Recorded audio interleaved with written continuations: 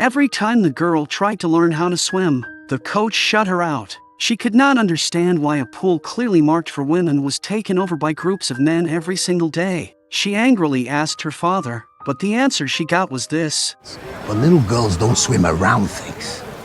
Because in America in 1914, if a woman dressed too freely, it was treated as her fault. And even showing a little leg at the beach could get her taken away by the police. And for women, swimming was considered something almost impossible. But Trudy did not care about the judgment of the world at all. In order to get her father's permission, she picked up her ukulele and began her first act of resistance against an unfair fate. Day or night, she launched her sound attack every chance she got. In the end, her father finally chose to surrender. The next day, he put Trudy in a conservative swimsuit and tied a rope around her waist, thinking this would be enough to hold back the girl's unrealistic dream. When Trudy first entered the sea, she looked a little nervous, but in the next second, her sister walked up to her.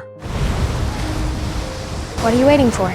After receiving encouragement from her sister, Trudy instantly became like a wild horse breaking free, ignoring her father's attempt to stop her and diving into the sea without hesitation. The very first time the girl entered the water, she showed incredible talent, but the real beginning of her journey in swimming came after she grew up. That day, the town held its annual swimming competition. Even though more than 10 years had passed, women's sports were still not taken seriously at the time, and most competitions were still reserved for men. Looking at the slow-moving swimming stars in front of her, Trudy boldly claimed that even if her sister went in, she would not lose. But the coach standing nearby happened to hear this. Sorry, girls.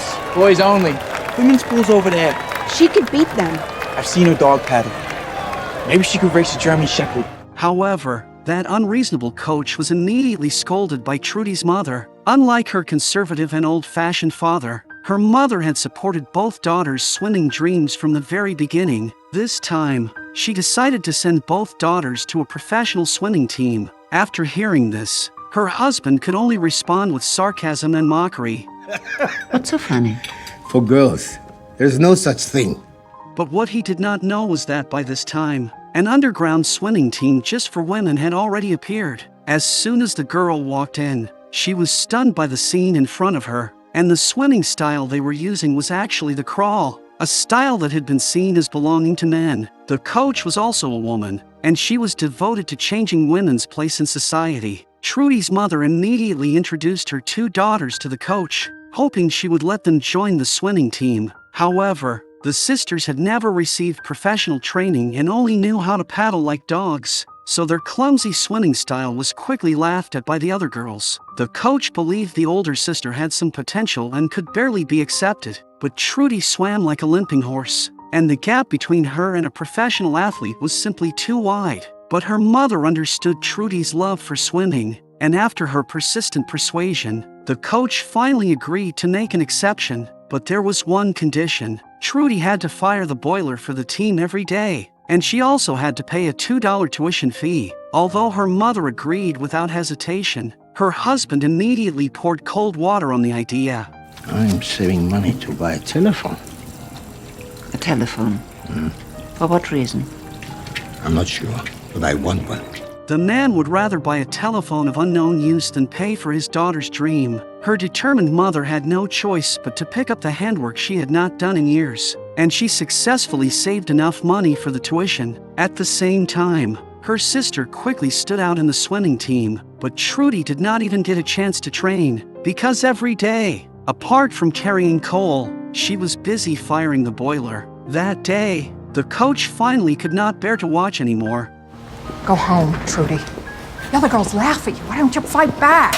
You won't let me in the pool. It was not that Trudy did not want to fight back, but that she had never even been given the chance to fight. At that moment, the coach saw toughness and hunger in her eyes, and decided to give Trudy one chance. She announced that from that day on, the girls would hold a swimming race every day, and whoever came last would fire the boiler. After finally getting this hard-won chance, Trudy could at last jump into the pool she had dreamed of. Following the coach's unique training method, she practiced twice as hard whenever she had time. When others were resting, she was training. When the pool was closed, she went to the sea for extra practice. Her sister started falling in love, while Trudy was still soaking in the seawater. At first, because her foundation was weak, she always finished near the bottom. But soon, Trudy, who refused to admit defeat, began her comeback.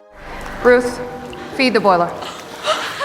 That day, in order to welcome the women's swimming champion from Australia, the town unexpectedly made an exception and held a women's swimming competition. Her sister and the best swimmers on the team were all included. And luckily, Trudy was also chosen for the race. But the coach did not seem to have much confidence in her. Because she lacked experience in major competitions, Trudy made a serious mistake at the start. And as soon as she entered the water, the others had already pulled far ahead. She could only hold her breath and speed up to chase them. When the others had already turned back and were preparing to swim the second lap, she was still only halfway to the end. Everyone's eyes were focused on her sister, without realizing that Trudy was quietly beginning to gain strength, silently overtaking one opponent after another, while the confident smile on her face never disappeared. Even her mother, who was watching from the scene, could hardly believe that her daughter had such incredible energy, because for Trudy, speed had never been her greatest advantage. Endurance was her real weapon. Very soon, Trudy stood out in the second half of the race, and everyone rose to their feet, cheering for this newcomer. Trudy? Who's she? The American, Trudy Ederle, has moved into second place. Hearing the announcement made Trudy even more excited, and she swung her arms with everything she had, charging toward the final finish line. Kick! Kick those feet! The winner is Trudy Ederle. But no one realized yet that this was only the beginning of a legend. After that, Trudy's career was like a miracle, with trophies coming one after another, national records being broken again and again, and society's understanding of women slowly being changed. Even her sister could only stand beneath her younger sister's shining spotlight. From that moment on, this unknown young girl suddenly became a rising star in the swimming world. Her mother proudly threw the medals in front of her father, but the man still did not take Trudy seriously at all. In his mind, a girl should behave properly and find a good family to marry into. However, every breakthrough Trudy made was like a powerful response to her father's prejudice. That day, the chairman of the Olympic Association personally came to Trudy's home, hoping Trudy could represent the country and travel to Paris to compete in the 8th Olympic Games. But her sister, who was also excellent, was rejected. Feeling down, her sister went out drinking, only to be caught by her father when she returned home. Only then did her father learn that his older daughter had already fallen in love, and that the man was even the son of a wealthy family. You think a boy named Anderson will marry you? The daughter of a German butcher?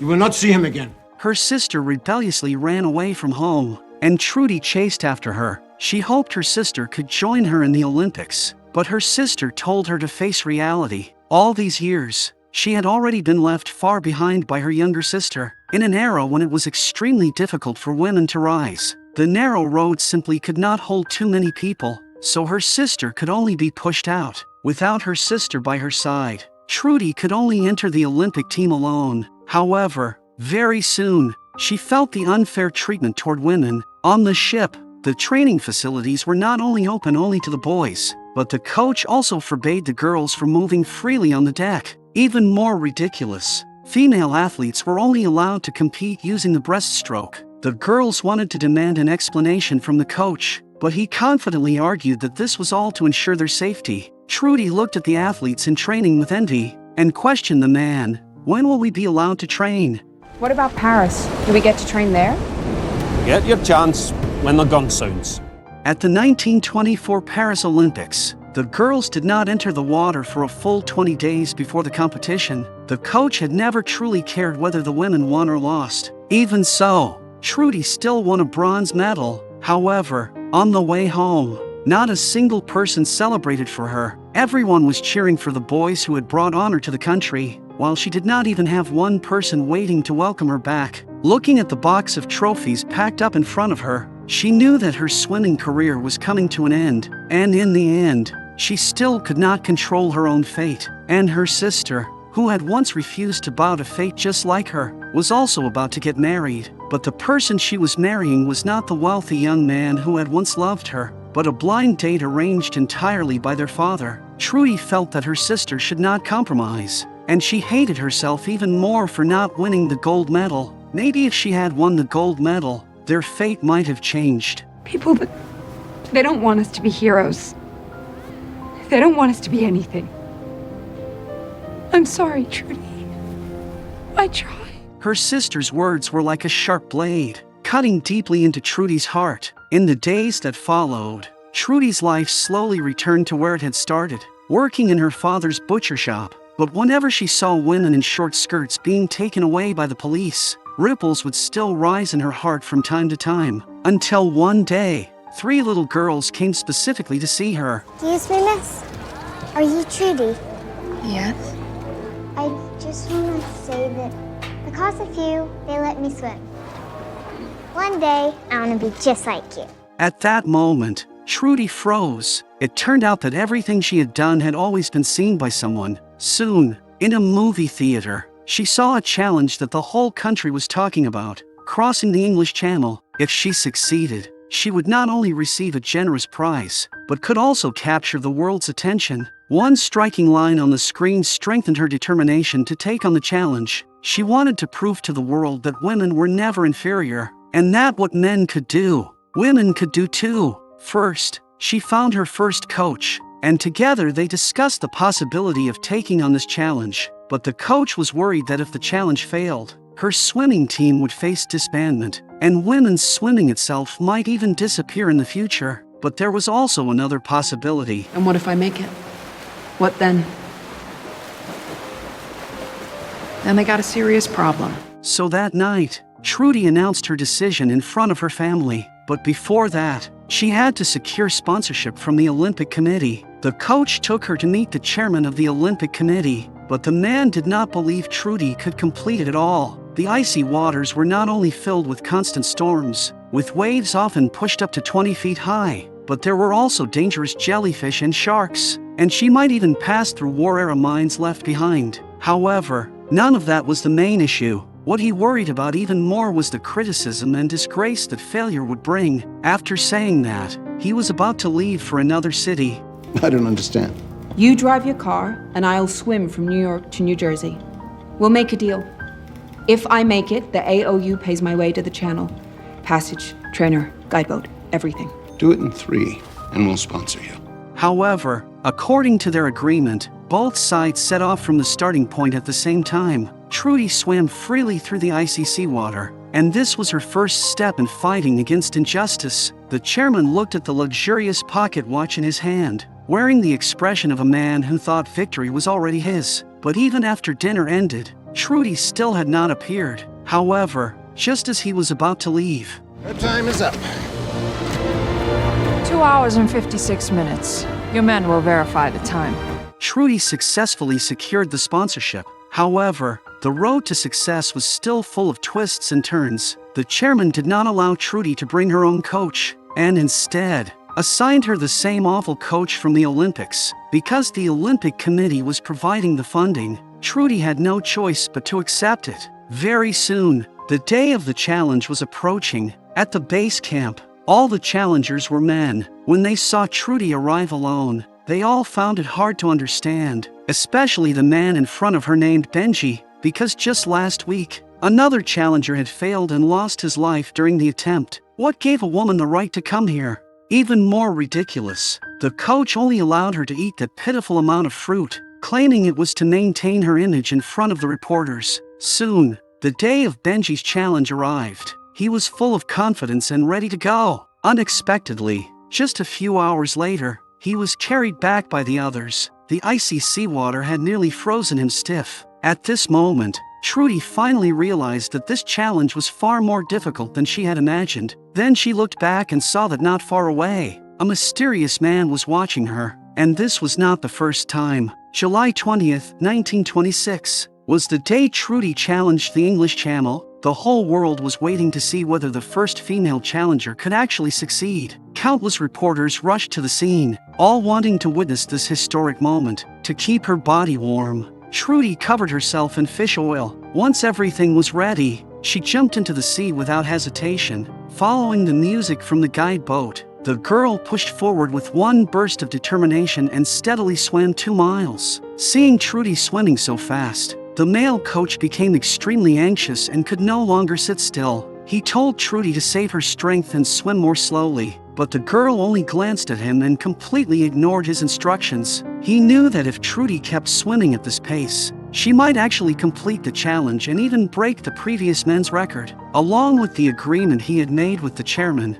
in order to protect what they called the purity of sports, they would never allow men to be surpassed by a woman. So, he came up with a cruel idea. He picked up an apple and came to the edge of the boat, using the excuse of giving her energy while trying to touch Trudy with his fingers. Because the rules of the challenge clearly stated that if the swimmer made physical contact with another person during the attempt, the challenge would immediately fail. Luckily, after several attempts, Trudy pulled back in time. The man became furious and nearly exposed himself, and even the reporter beside him could not stand watching it anymore. However, the man did not give up because of this. He immediately brought over a bottle of tea, and this time, to avoid suspicion, he deliberately handed it to her with a fishing net. At that moment, Trudy happened to be desperately thirsty, so she drank it without thinking too much and continued swimming forward. But not long after, she began to feel dizzy. Her whole body could no longer keep its balance,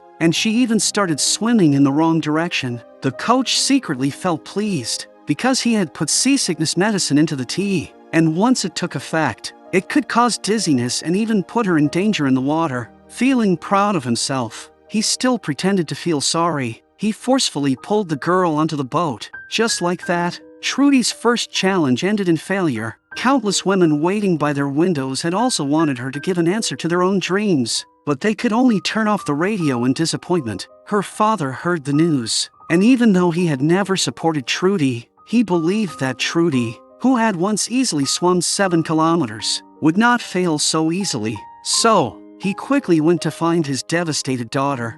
My daughter on the radio? And you were alone? The moment her father saw her, he expressed his regret, and Trudy's sister came with him as well. They had always been Trudy's strongest support, but just as the family reunited, the mysterious man from before suddenly appeared. He had been observing Trudy for some time, and the first half of her last challenge had been almost perfect, so he did not believe Trudy would suddenly struggle in the water for no reason. After thinking it over, they concluded that the only thing that had gone wrong was that bottle of tea. Her sister suggested using the media to expose that shameless coach, but the man stopped her. No one would believe the words of someone who had failed. Right now, there was only one way to change public opinion, and that was to challenge it again. After thinking for a long time, Trudy finally made up her mind. I came all this way. Might as well see England.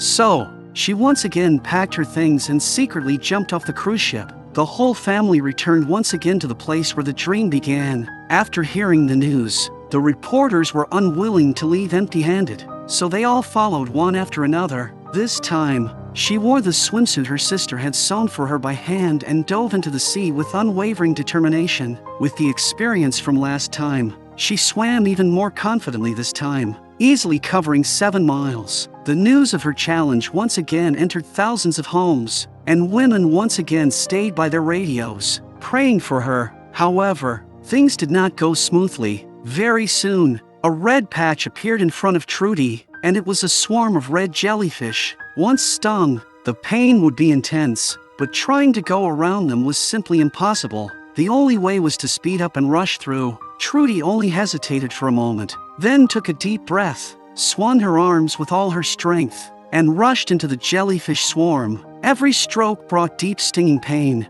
and as Trudy's cries continued to echo, she finally managed to swim out of that terrifying stretch of water. But by this time, her entire body was already covered in stings. However, she only rested for a moment before continuing forward, with her family by her side every moment. Even the coldest seawater could not scare her, but accidents always arrive so suddenly. At that moment, a thick fog suddenly fell over the sea, and they encountered a stretch of shallow water, leaving the guide boat unable to move forward. This was the most dangerous area of the English Channel, and many challengers had never made it through. Even worse, Without the boat to guide her and with the sky getting darker, Trudy could easily lose her direction.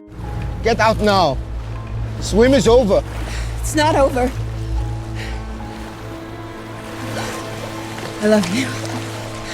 After saying this, Trudy swam forward with absolute determination, not daring to stop for even a second. However, the thing they feared most still happened. The dark sea was like an endless abyss, and Trudy, so tiny in the vast ocean, could no longer find her direction. At this moment, she was like a helpless child, her heart filled with unease and fear. Fortunately, not long after, countless women came to the shore and lit torches of hope for the girl. Trudy, who was nearly frozen by now, finally saw the direction, and she felt her whole body fill with strength again. Using the last bit of energy she had to swim toward the coastline, everyone also saw her heroic figure. There. Where? Trudy! Trudy! Finally, Trudy successfully stood up on the shore. After 14 hours and 31 minutes, she finished 2 hours faster than the male record holder and became the first female hero to cross the English Channel, powerfully proving all those ugly doubters wrong. In the end, on her way back home, what welcomed her were countless cheers and applause. More than 2 million people prepared an unprecedented parade for her. Overnight, a female athlete who dared to resist the rules of the world shook the entire world with her strength. The coach, her mother, her sister, and Trudy, along with the women who lit bonfires on the cliffs. Every single one of them was so vivid and so resilient. All the women's rights we have today were fought for step by women like them. Every step forward in women's progress is inseparable from them. Extraordinary women can change the world too.